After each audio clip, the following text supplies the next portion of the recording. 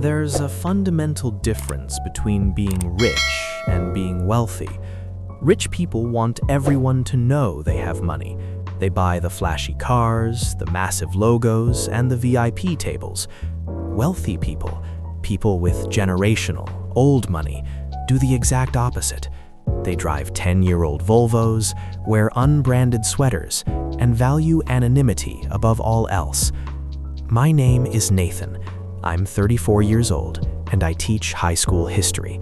I drive a 2012 Subaru Outback, I pack my own lunches, and I live in a modest 3-bedroom house. What practically no one knows, including my now ex-wife, is that my great-grandfather founded one of the largest commercial real estate holding companies in the Midwest. I am the sole heir to a family trust currently valued at just over $40 million. Growing up, I watched money ruin people. I saw trust fund kids destroy their lives with drugs and arrogance. I saw marriages built entirely on financial transactions. So I made a choice. I wanted to build a normal life. I wanted a career I was passionate about, and I wanted a partner who loved me for me, not for my portfolio. The trust was legally structured to remain completely locked and invisible until my 35th birthday anyway. 5 years ago, I married Mia. Mia was a luxury event planner. She was beautiful, vibrant, and drawn to the finer things in life. I thought she was just ambitious. I thought my modest lifestyle was keeping her grounded. I was incredibly wrong. The shift in Mia's behavior directly correlated with her time spent on Instagram. She became obsessed with the luxury lifestyle influencers. Our perfectly nice, middle-class life suddenly wasn't good enough. She started resenting my career. "Nathan, you're so smart," she would say, watching me grade history papers. "Why do you settle for a teacher's salary? You could go into corporate consulting. Don't you want to be somebody?"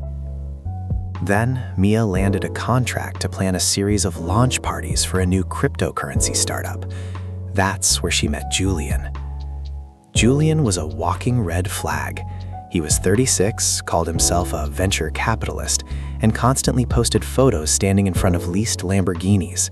He wore Gucci tracksuits and spoke in empty buzzwords about hustle culture and Web3 disruption. The red flags started appearing in my own home. First, the comparisons. Mia would come home from meetings and sigh. "Julian just closed a $5 million seed round today. He's taking his team to Monaco. Meanwhile, we're eating meatloaf on a Tuesday." Second, the secret spending. Mia started buying designer clothes she couldn't afford, hiding the credit card statements. When I asked her about a $2,000 charge for a Givenchy bag, she snapped and told me Julian bought it for her as a networking bonus. Third, the intimacy vanished. She looked at me with pure contempt. In her eyes, I was a failure, a broke loser holding her back from her true destiny among the elite.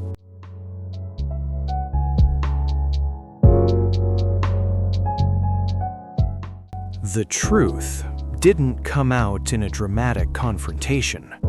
It came out because Mia was too lazy to log out of WhatsApp web on our shared desktop computer.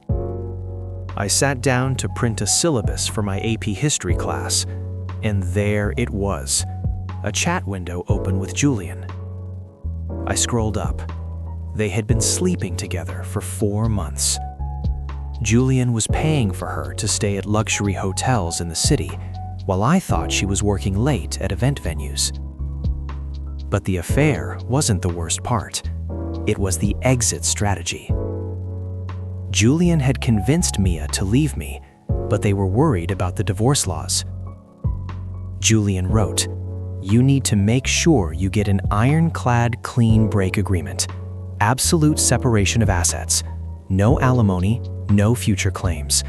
If I marry you, I don't want your broke teacher husband trying to sue us for spousal support and taking my crypto millions."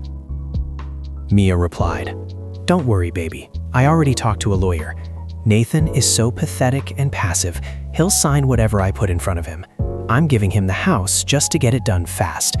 I can't wait to leave this peasant life behind and be your wife." I sat in my office chair, staring at the screen. My wife was leaving me because she thought I was a peasant. She was rushing to sign away any right to my future assets to protect her fake millionaire boyfriend from my supposed poverty. It was the most beautiful, poetic irony I had ever seen.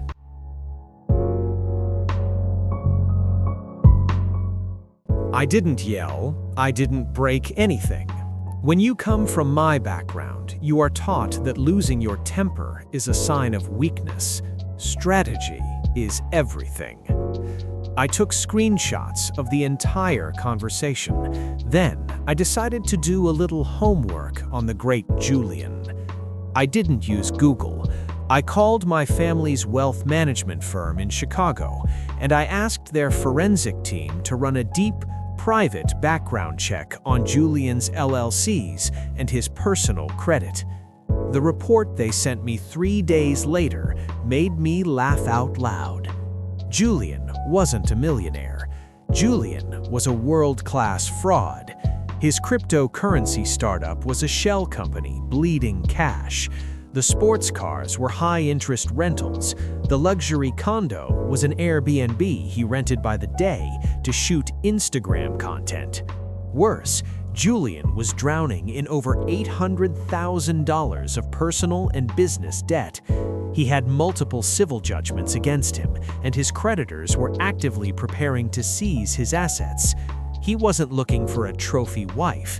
He was looking for someone with good credit to co-sign his next round of fraudulent loans. Mia was walking blindly into a financial slaughterhouse, and all I had to do was hold the door open for her.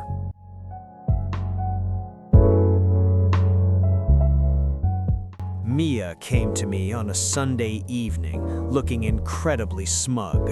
She handed me a manila envelope. "I'm filing for divorce, Nathan," she said coldly. "I've outgrown this marriage. Inside is a clean break agreement. I keep my business, you keep the house and your teacher's pension. We both waive the right to any future alimony or claims on each other's future inheritances or assets. If you sign it, we can be divorced in 30 days. I acted devastated. I put my head in my hands. "Mia, are you sure? A clean break? What if I need help later?" She scoffed. "Not my problem, Nathan. You chose a mediocre life. I choose greatness. Sign the paper." I took the paperwork to my family's estate lawyers. They reviewed it and confirmed it was bulletproof. By signing it, Mia permanently, legally waived any right to my $40 million trust fund, which was scheduled to unlock in exactly 6 weeks on my 35th birthday. I signed the papers, but I had one more move to make. I contacted the primary collection agency that owned Julian's $800,000 debt portfolio. Through an anonymous LLC managed by my family's firm, I bought Julian's debt for pennies on the dollar. I wasn't just Mia's ex-husband anymore. I was Julian's primary creditor.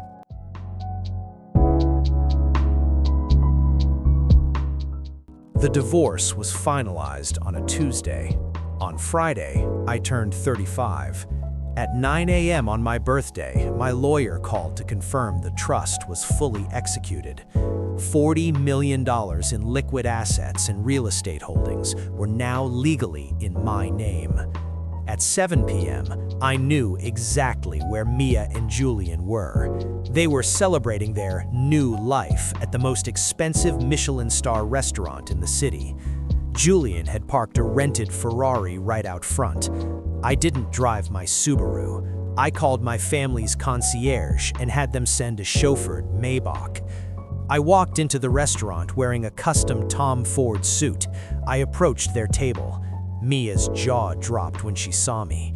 I didn't look like a high school teacher anymore.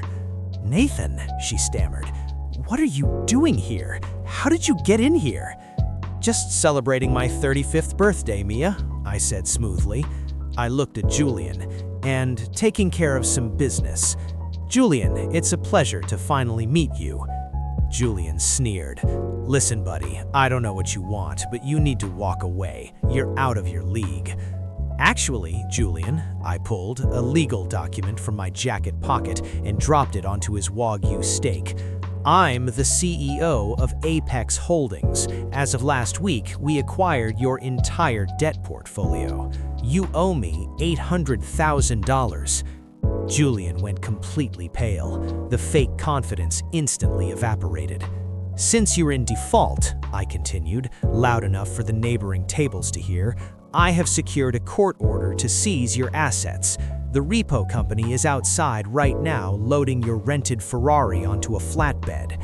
They are also waiting at your Airbnb to collect your fake watches. Mia looked frantically between me and Julian. Julian, what is he talking about? Debt? Rented? Julian couldn't even look at her. He was staring at the legal document in sheer terror. I looked at Mia, giving her a gentle, aristocratic smile. You got your clean break, Mia. You protected him from my teacher's salary. And in doing so, you legally waived my $40 million trust fund, which unlocked this morning. Have a wonderful dinner. The valet will validate your Uber. I turned around and walked out.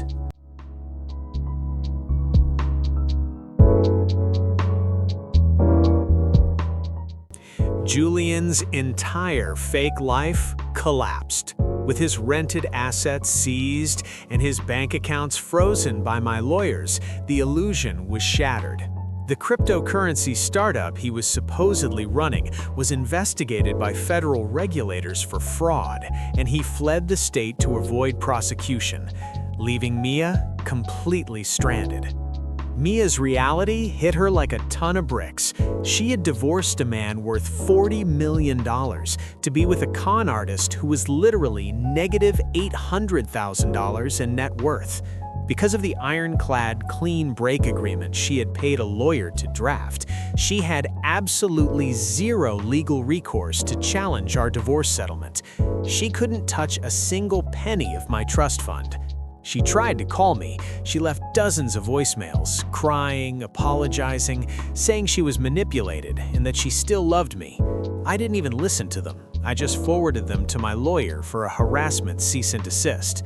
Without my teacher's salary covering the bills, and with her event planning business struggling because she had spent all her time chasing Julian, she had to move into a tiny studio apartment.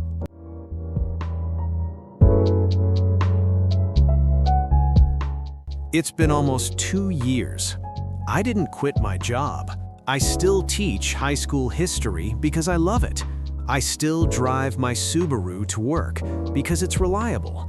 But during the summer, I take private jets to Europe, and I manage my family's real estate portfolio.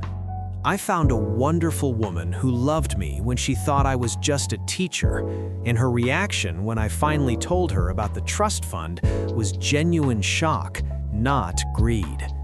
Last I heard, Mia is drowning in credit card debt.